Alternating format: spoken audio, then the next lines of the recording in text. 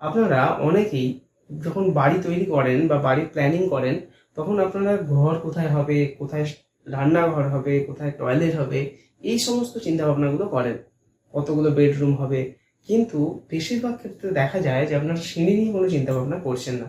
অর্থাৎ সিঁড়ির পজিশন, সিঁড়ি কীরকম করলে ভালো হয়, সেই সমস্ত চিন্তাভাবনা আপনাদের সাধারণত থাকে না। কিন্তু একটা জিনিস মাথায় রাখবেন, এই সিঁড়ি কিন্তু আপনি সারাদিনের মধ্যে সবথেকে বেশিবার ইউজ করবেন। সেকেন্ড হচ্ছে, এই সিঁড়ি কিন্তু আপনার বাড়ির বাচ্চা এবং বয়স্কদের সেফটি প্রদান করবে। তাই সিঁড়িটাকে ইগনোর করে আপনি যদি মনে করেন যে আপনি সুন্দর বাড়ি প্ল্যান করবেন, ভালোভাবে সেখানে থাকবেন, সেটা কিন্তু আপনি বড় ভুল করবেন। আপনাকে প্রথমে জানতে হবে যে আপনার বাড়ির জন্য কোন সিঁড়িটা সঠিক এবং কোন সিঁড়িটা করলে আপনার ভবিষ্যতে আপনার পরিবারকে সেফটি দেবে। সেই কারণেই আজকের এই ভিডিওতে আমি 10 রকমের সিঁড়ি, যেগুলো কমনলি ইউজ হয় আমাদের চারপাশে, সেই 10 রকমের সিঁড়ি নিয়ে আলোচনা করব। এবং আপনি এই ভিডিও দেখার পরে এখান থেকে নিজেই সিদ্ধান্ত নিতে পারবেন যে আপনার বাড়ির জন্য কোন সিঁড়িটা সঠিক হবে। প্রথমে আসে স্ট্রেট স্টেয়ার বা সোজা সিঁড়ি। সাধারণত এই সিঁড়ি হচ্ছে, দেখবেন কোনো একটা স্ট্রাকচারে যখন লম্বা জায়গা থাকে, চওড়া জায়গা কম থাকে, সেক্ষেত্রে কিন্তু এই সিঁড়িটা ব্যবহার করা হয়। বা সাধারণত দেখবেন ভিতরে স্পেস কম, বাইরে দিয়ে এই সিঁড়ি ব্যবহার করা হচ্ছে কোনো একটা ওয়াল বরাবর। এবং এই সিঁড়ি সাধারণত রেসিডেন্সিয়াল বিল্ডিংয়ে হয়, কিন্তু খুব কম হয়। কমার্শিয়াল বিল্ডিংয়ে অনেক ক্ষেত্রে দেখা যায়, যাতে ভিতরের স্পেসটাকে প্রপারলি ইউটিলাইজ হয় এবং বাইরে দিয়ে একটা সিঁড়ি তুলে দেওয়া হয়। এই সিঁড়িতে যেটা দেখা যায় যে এই সিঁড়ির প্রথমে একটা ফ্লাইটে 10-12টা ধাপ উঠছে, তারপর একটা মাঝখানে ল্যান্ডিং থাকে, অনেক ক্ষেত্রে আবার ল্যান্ডিং থাকেও না, সেটা খুবই খারাপ। এবং ওই ল্যান্ডিংয়ের পর থেকে বাকি যে অংশটা, সেই অংশটাও আবার 8টা-10টা স্টেপ দিয়ে উপরে উঠে যাচ্ছে, নিচের তোলা থেকে উপরে। এই হচ্ছে স্ট্রেট স্টেয়ার। এর কোনো বাঁক থাকে না, একদম সোজা উঠে যায়। এবার এই সিঁড়ির সুবিধা কি? এই সিঁড়ির সুবিধা হচ্ছে খরচ অনেক কম, কারণ এই সিঁড়ির কোনো বাঁক নেই, কোনো মাঝখানে কোনো সাপোর্ট নেই, সেই সাপোর্টের খরচা কম, একদম স্ট্রেট উঠে যাচ্ছে। সমস্ত দিক থেকে দেখতে গেলে এই সিঁড়ির খরচ কিন্তু সব থেকে কম। এবার অসুবিধাও আছে এই সিঁড়ির। অসুবিধা কি? এই সিঁড়ির অসুবিধা হচ্ছে, যদি আপনার বাড়িতে বয়স্ক বা বাচ্চা থাকে, সেক্ষেত্রে কোনো কারণে যদি অ্যাক্সিডেন্টালি সে পড়ে যায়, সে কিন্তু আর কোথাও মাঝখানে দাঁড়াবে না, সে সরাসরি ওপর থেকে নিচে পড়ে যাবে। তাতে দুর্ঘটনার পরিমাণটা কিন্তু অনেক ভয়ানক হয়ে যাবে। সেকেন্ড যেটা হচ্ছে, যদি আপনার মাঝখানে ইন্টারমিডিয়েট কোনো ল্যান্ডিং না দেওয়া হয়, বা আপনি যদি ল্যান্ডিং না দিতে পারেন, সেক্ষেত্রেও কিন্তু বয়স্ক মানুষদের ওঠার ক্ষেত্রে সমস্যা হবে, কারণ তারা সেইভাবে উঠতে পারবে না, সেই ক্ষেত্রে সমস্যা হবে। আর একটা জিনিস যেটা বলার, সেটা হচ্ছে আপনার ওপরে যদি ঘর থাকে, অর্থাৎ সেই সিঁড়ির সোজাসুজি কোনো ঘরের গেট থাকে, সেক্ষেত্রে কিন্তু নিচে থেকে সেই ঘরের প্রাইভেসিটা নষ্ট হয়ে যাবে, অর্থাৎ নিচে থেকে সেই উপরের ঘরটা দেখা যাবে। এইটা কিন্তু আর একটা বড় প্রবলেম। আর সব থেকে শেষ যেটা প্রবলেম হচ্ছে, এই সিঁড়ির জন্য অনেক লম্বা জায়গা লাগে। চওড়া হয়তো কম লাগছে, কিন্তু লম্বাটা অনেকটা জায়গা লাগছে। এইটা আর একটা বড় সমস্যা। আপনার যদি লম্বা জায়গা না থাকে, সেক্ষেত্রে কিন্তু আপনি এই সিঁড়ি করতে পারবেন না। এই সিঁড়ি করতে গেলে মিনিমাম আপনাকে ধরুন 20টা 20টা ধাপ তো দিতেই হবে, তবে আপনি 11 ফুট হাইট গেইন করবেন। 20টা ধাপ 10 ইঞ্চি করে দেওয়া মানে টোটাল আপনার 200 ইঞ্চি হচ্ছে।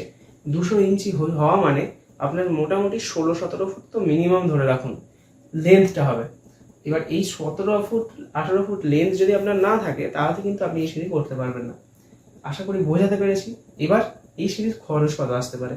এই সিঁড়ির খরচ তুলনামূলক অন্যান্য সিঁড়ির থেকে কমই হয়, কারণ এর কোনো হাবিজাবি বাঁক মুখ থাকে না। এই সিঁড়ির খরচ মোটামুটি আপনি ধরে চলুন 50, 60, 70 হাজারের মধ্যেই হবে। তবে আবারও বলছি, আপনার মাল মেটেরিয়াল, আপনি কি ইউজ করছেন, কি রড দিচ্ছেন, সমস্ত কিছুর উপর ডিপেন্ড করছে। আমি সাধারণ একটা আরসিসি সিঁড়ির খরচের কথা আপনাকে বললাম, যে নর্মাল যেরকম রড দিয়ে হয়, 10 বা 12 রড দিয়ে যে সিঁড়ি হয়, সেই সিঁড়ির খরচের কথা আপনাকে বললাম। এবং এটা মোটামুটি হাওড়া, হুগলি, মেদিনীপুর, বর্ধমান, এই সমস্ত জায়গার রেটটা বললাম। এবার আপনার এলাকার রেট অনুযায়ী আপনি ক্যালকুলেশন করে দেখুন। তার জন্য আলাদা ভিডিও দেওয়া আছে, আমি আই বাটনে সেই লিঙ্ক দিয়ে রাখলাম, যে একটা সিঁড়ির খরচের ক্যালকুলেশন কিভাবে করবেন এবং রড কিভাবে বাঁধবেন, সমস্ত কিছু ওখানে দেওয়া আছে। আপনি সেখান থেকে একটা ক্যালকুলেশন করে নিন। নেক্সট যে সিঁড়িটা আসে, সেটা হচ্ছে ডগলেগ স্টেয়ার। ডগলেগ স্টেয়ার হচ্ছে সব থেকে বেশি ব্যবহার হয়। আপনি চারিদিকে দেখবেন এই ডগলেগ স্টেয়ারই আছে। এই স্টেয়ারের অনেক বেনিফিট আছে, এর উইক পয়েন্ট সেইভাবে নেই, বেনিফিটটাই বেশি আছে। এই সিঁড়ি কি হয়, প্রথমে উঠে যায় একটা ফ্লাইট, তারপর একটা ল্যান্ডিং, আবার টার্ন নিয়ে আবার সিঁড়িটা উঠে যায়, অর্থাৎ দুটো টার্ন নিচ্ছে। অনেকে এই সিঁড়িকে বলেন ইউ টার্ন স্টেয়ার, আবার অনেকে বলেন যে 2 ফ্লাইটেড স্টেয়ার, অর্থাৎ দুটো ফ্লাইট আছে। ফ্লাইট মানে কি, একটা সিঁড়ি একই ডাইরেকশনে যে উঠছে, সেটাকে বলা হয় একটা ফ্লাইট। আপনাদের যে স্ট্রেট স্টেয়ার আমি আগে বললাম, সেই স্ট্রেট স্টেয়ারের কিন্তু যদি মাঝখানে ইন্টারমিডিয়েট ল্যান্ডিং না থাকে তাহলে একটা ফ্লাইটেই হচ্ছে শেষ, তাহলে কিন্তু সেটার একটাই ফ্লাইট। কিন্তু ডগলেগ স্টেয়ারের ক্ষেত্রে যদি ইন্টারমিডিয়েট যেহেতু ল্যান্ডিং রয়েছে, তাই এটা কিন্তু 2 ফ্লাইটের স্টেয়ার। তাহলে এই স্টেয়ারটাকে অনেক কিছু নামে ডাকা হয়। এবার এই ডগলেগ নাম কেন দেওয়া হয়েছে? ডগ লেগ অর্থাৎ কুকুরের পা। এই সিঁড়ি দেখতে অনেকটা কুকুরের পায়ের মতো, তাই এটাকে নাম দেওয়া হয়েছে ডগলেগ স্টেয়ার। এই স্টেয়ারেরই কি রড লাগিয়ে এস্টিমেটেড ভিডিও এই উপরের আই বাটনে দেওয়া আছে, আপনারা দেখতে পারেন। এই সিঁড়ির সুবিধা কি? এই সিঁড়ির তুলনামূলকভাবে একটু রেস্ট নেওয়া যায়, অর্থাৎ একবারে ওপরে উঠতে হয় না, মাঝখানে উঠে ওপরে আবার ওঠা যায়। সেকেন্ড হচ্ছে ওপরের তোলার প্রাইভেসিটা নষ্ট হয় না, অর্থাৎ সরাসরি উপরের স্তরটা দেখা যায় না। থার্ড হচ্ছে অনেক ছোট যাদের জায়গা আছে, সেই ছোট জায়গার মধ্যে এই সিঁড়ি কিন্তু ব্যবহার হয়। এবার এই সিঁড়ির সমস্যা কি আসতে পারে? সমস্যা কিছুই নেই সেরকম। সমস্যা হচ্ছে খরচের জায়গাটায়। আপনার স্ট্রেট স্টেয়ারে যে খরচ হবে তার থেকে সামান্য বেশি খরচ এই সিঁড়িতে হয়।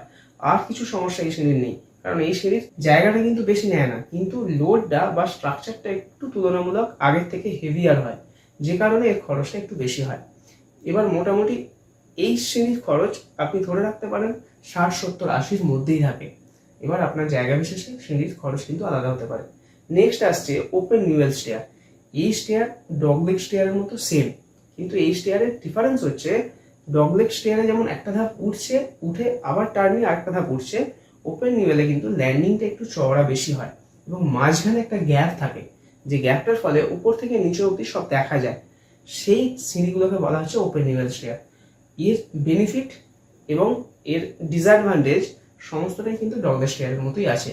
তুলনামূলক এটা একটু হেভি হবে কারণ এর ল্যান্ডিং স্পেসটা একটু বাড়ছে, আর এর এরিয়াটায় অর্থাৎ যে জায়গাটা সেটা একটু বাড়বে, কারণ যেহেতু ল্যান্ডিংটা বেড়ে যাচ্ছে। আদার্স কোনো ডিফারেন্স ডগলেগের সঙ্গে এই স্টেয়ারের নেই। নেক্সট যে স্টেয়ারটা আসছে সেটা হচ্ছে বাইফার্কেটেড স্টেয়ার।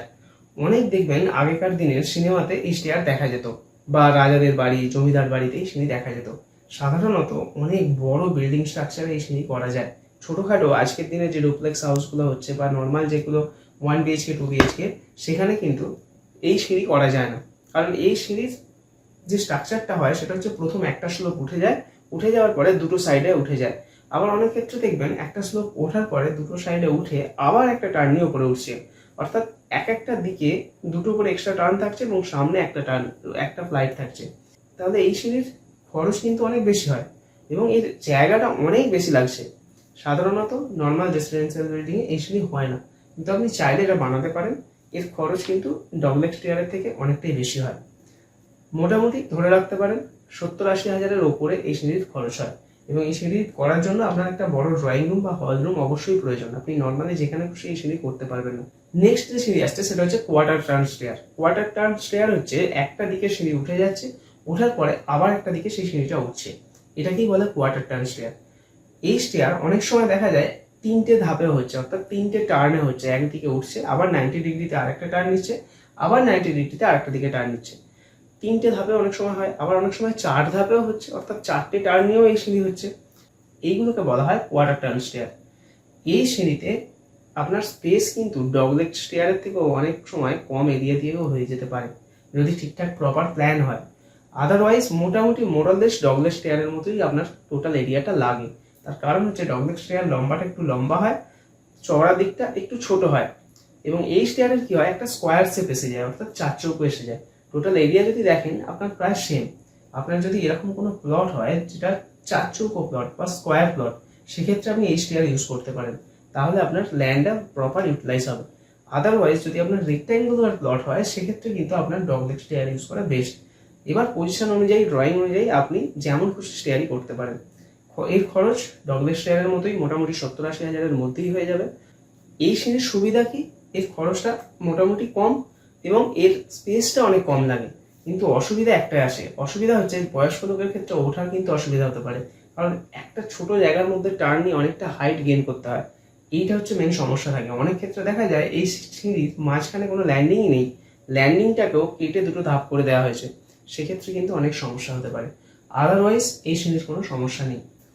এরপরে আসে কার্ভ স্টেয়ার। কার্ভ স্টেয়ার মানে একটা কার্ভের মতো হয়, বা সেমি সার্কেল বা হাফ সার্কেল বা অর্ধবৃত্ত আকারের হয়। এই স্টেয়ার সাধারণত কোনো বড় বড় হোটেল বা কোনো রেস্টুরেন্ট এই সমস্ত জায়গায় হয়। এটা দেখতে খুব ভালো লাগে, সুন্দর ডিজাইন হয়, কিন্তু খরচ সাপেক্ষ হয়। বাইফার্কেটেড স্টেয়ারের মতো সাধারণ বা সিম্পল ডিজাইন হয় না। এর রডের ডিজাইন কিন্তু খুব ক্রিটিক্যাল হয় এবং খুব ভালোভাবে ডিজাইন না করলে এই সিঁড়ি কিন্তু রাখা যায় না। সেই কারণে এর খরচটা অনেকটা বেশি হয়, কিন্তু এর তুলনামূলক স্পেস অনেকটা কমই লাগে। এটা বেশিরভাগ ক্ষেত্রে কি হয়, একটা আপনার ঘরের মধ্যেই এই সিঁড়িটা হয়ে যায়, আলাদা করে সিঁড়ির ঘর করতে লাগে না। তবে সব থেকে মেন যেটা প্রবলেম, আপনার বাড়িতে যদি বয়স্ক বা বাচ্চা থাকে সেক্ষেত্রে কিন্তু এই সিঁড়ি সাধারণত হয় না। সেই কারণে সাধারণত রেসিডেন্সিয়াল বিল্ডিং এই সিঁড়ি দেখতে পাওয়া যায় না। এটা জেনারেলি বড় বড় কোনো হোটেল, রেস্টুরেন্ট এই সমস্ত জায়গায় দেখা যায়। ঠিক এই সিঁড়ির মতোই আরেকটা সিঁড়ি হচ্ছে সার্কুলার স্টেয়ার বা গোল স্টেয়ার। সার্কুলার স্টেয়ার সাধারণত কোনো একটা বড় কলমের চারপাশ দিয়ে ওঠে, বা অনেকটা মডার্ন স্টাইলে যেটাকে এখন বলা হয় হেলিক্যাল স্টেয়ার, অর্থাৎ হেলিক্সের মতো। হেলিক্স হচ্ছে এইভাবে রিংকে ওঠাকে বলা হয় হেলিক্স, এইরকম হেলিক্যাল স্টেয়ার বলা হয়। এর মাঝখানে কি হয়, এই কলমটা এখন আর দেওয়া হচ্ছে না এবং সরাসরি এইভাবে রাউন্ড দিয়ে সিঁড়িটা উঠে যাচ্ছে, ঠিক যেমন ছবিতে দেখাচ্ছি। এর কিন্তু কনস্ট্রাকশন কস্ট অনেক বেশি হয়, কারণ এর সিমেন্ট মশলার প্রপোর্শন যে ভালো হয়। নর্মালি যে প্রপোর্শন M20 1:1.5:3 ইউজ করি, তার থেকে স্ট্রং প্রপোর্শন ইউজ করা হয়, M15 ইউজ করা হয়। এছাড়াও রডের বাইন্ডিং কিন্তু খুব ভাইটাল। এটা কিন্তু স্ট্রাকচারাল ইঞ্জিনিয়ার বা আর্কিটেক্ট ছাড়া কিন্তু এই সিঁড়ি কখনোই করা উচিত নয়, কারণ এই সিঁড়ি বেশি দিন টেকার জন্য মেন যেটা প্রয়োজন সেটা হচ্ছে রডের বাইন্ডিং। আদারওয়াইজ এই সিঁড়ি কিন্তু বেশি দিন টিকবে না। এই সিঁড়িও কিন্তু সাধারণত রেসিডেন্সিয়াল যে বিল্ডিং তাতে দেখতে পাওয়া যায় না, কারণ এই সিঁড়ি কোনো ল্যান্ডিং থাকে না, সরাসরি উপরে উঠছে এবং বয়স্ক এবং বাচ্চা মানুষদের জন্য কিন্তু খুব সমস্যা হতে পারে। এই সিঁড়িও সাধারণত কোনো শপিং মল বা কোনো মার্কেট প্লেস বা কোনো কমার্শিয়াল প্লেস এই সমস্ত জায়গায় দেখা যায়। এরপরে আসে এই একই টাইপের আরও একটা সিঁড়ি, সেটাকে বলা হয় স্পাইরাল স্টেয়ার। সাধারণত এই স্পাইরাল স্টেয়ার একটা কোনো সরু রড বা কলমের সাথে রাউন্ড দিয়ে ওঠে। এটা আমরা সাধারণত কোনো সিঁড়ির ছাদ, চিলেকোঠার ছাদ এই সমস্ত জায়গায় দেখতে পাই, অথবা কোনো একটা এমার্জেন্সি স্টেয়ার করা হলো সেখানেও কিন্তু এই স্পাইরাল স্টেয়ার দেখতে পাই। এই স্টেয়ারের কিন্তু খরচ সমস্ত স্টেয়ার থেকে কম, কারণ এতে কোনো কনস্ট্রাকশন আলাদা করে করতে লাগে না। এটা লোহার বা স্টিলের তৈরি করা হয় বা কাঠের তৈরি করা হয়, তাই খরচ কম। এর কোনো রড দেওয়ার ব্যাপার নেই, কোনো সিমেন্ট বালির ব্যাপার নেই, শুধু জাস্ট ফিটিং করে দেওয়া হয়। কিন্তু এর সমস্যা অনেক বেশি। এই সিঁড়িতে বয়স্ক লোক, বাচ্চারা কিন্তু উঠতেই পারবে না, সাধারণ অনেক মানুষ বা অনেক মহিলারা ওঠার অনেক সমস্যা হবে। তাই এই সিঁড়ি রেগুলার ইউজের জন্য কিন্তু কোনোভাবেই নয়। এই সিঁড়ি সাধারণত এমার্জেন্সি কাজে ইউজের জন্য ব্যবহার করলেই ভালো হয়। যেমন কোনো ছাদের ওপরে সিঁড়ির ঘর আছে, সেই তার উপরে ঘরটা পরিষ্কার করার জন্য বছরে 1-2 বার উঠতে হবে, সেখানে এই স্টেয়ার ঠিক আছে। আদারওয়াইজ রেগুলার ইউজের জন্য কিন্তু এই স্টেয়ার কোনোভাবেই ইউজ করা যায় না। এরপরে যেটা লাস্ট, সেটা হচ্ছে ক্যান্টিলিভার স্টেয়ার। সাধারণত অনেকেই এই স্টেয়ার আপনারা করতে চান, কারণ এই স্টেয়ার তুলনামূলক সমস্ত সিঁড়ি থেকে দেখতে ভালো এবং এটা খুব একটা জটিল নয়। ঠিকঠাকভাবে রড বাঁধলেই কিন্তু এই স্টেয়ার করা যায়। এই স্টেয়ার সাধারণত কি হয়, মাঝখান দিয়ে একটা বিম যায়, তার উপরে স্টেপগুলো থাকে, অথবা সাইড দিয়ে বিম যায়, তার সাথে এই স্টেয়ারের যে ধাপগুলো সেগুলো ঝুলতে থাকে। এই স্টেয়ারে কিন্তু বেশিরভাগ ক্ষেত্রে কাঠের হয়, লোহার হয়, আবার আরসিসি স্ট্রাকচারেরও হয়। কিন্তু আরসিসি স্ট্রাকচারে এতে কিন্তু প্রপার বিম এবং প্রপার রড কিন্তু দিতেই হবে, আদারওয়াইজ কিন্তু এই সিঁড়ি বেশি দিন টিকবে না, ভেঙে পড়ে যাবে। আর এই সিঁড়ির রডের যে স্ট্রাকচার, সেই স্ট্রাকচার নিয়ে ভিডিও খুব তাড়াতাড়ি আমি পোস্ট করব, আপনারা চ্যানেলের সাথে যুক্ত থাকুন সেই ভিডিও দেখার জন্য। এবার এই সিঁড়ির ক্ষেত্রে কি হয়, সমস্যা হচ্ছে যেটা, এই সিঁড়ির মাঝখানে যে গ্যাপ থাকে, সেই গ্যাপ দিয়ে কিন্তু ধুলোবালি নিচে পড়তে পারে। তাহলে কি হয়, আপনি যদি নিচে কোনো কিছু ব্যবহারযোগ্য জায়গা রাখেন সেক্ষেত্রে কিন্তু সমস্যা হয়। সেকেন্ড হচ্ছে পা গলে যাওয়ার চান্স থাকে। প্রপার যদি ফাঁকটা ঠিকঠাক না দেওয়া হয়, সেক্ষেত্রে বাচ্চা বা বয়স্ক লোক যখন যাবে তাদের কিন্তু পা গলায় গিয়ে পড়ে যাওয়ার চান্স থাকে। আর সুবিধা কি, এই সিঁড়ির কিন্তু তুলনামূলক খরচ প্রায় একই, দেখতে খুব সুন্দর হচ্ছে, আর এই স্পেস তুলনামূলক ডগলেগ চেয়ার বা চেয়ারের মতোই লাগে। আপনি এটা স্ট্রেট ভাবেও করতে পারেন বা ডগলেগ ভাবেও করতে পারেন, দুটো স্টেয়ারকেই আপনি এই ক্যান্টিলিভার স্টাইলে করতে পারেন। তো এই হলো মোটামুটি সমস্ত রকম স্টেয়ারের বিভিন্ন ডিটেলস, সুবিধা অসুবিধা, জায়গা এবং খরচের হিসাব একটা দেওয়া হলো। এবার এই স্ক্রিনে দেওয়া রইল কোন সিঁড়ির কতটা এরিয়া লাগছে এবং মোটামুটি কত খরচ হতে পারে। আপনারা চাইলে ভিডিও পজ করে সেটা দেখে নিন। আশা করি আপনাদেরকে বোঝাতে পেরেছি এবং আপনারা সঠিক ডিসিশন নিতে পারবেন। এরপরেও যদি আপনার মনে হয় যে আপনি চাইছেন যে আপনার পজিশন অনুযায়ী আপনি কোন সিঁড়ি করবেন, সেটা কনফিউজ থাকেন, তাহলে অবশ্যই কমেন্টে জানাবেন এবং আপনাকে আমি যত শীঘ্র সম্ভব সেটার ব্যাপারে সাজেস্ট করব বা সেই নিয়ে একটা ভিডিও বানিয়ে দেবো। থ্যাংক ইউ, দেখা হচ্ছে পরের ভিডিওতে।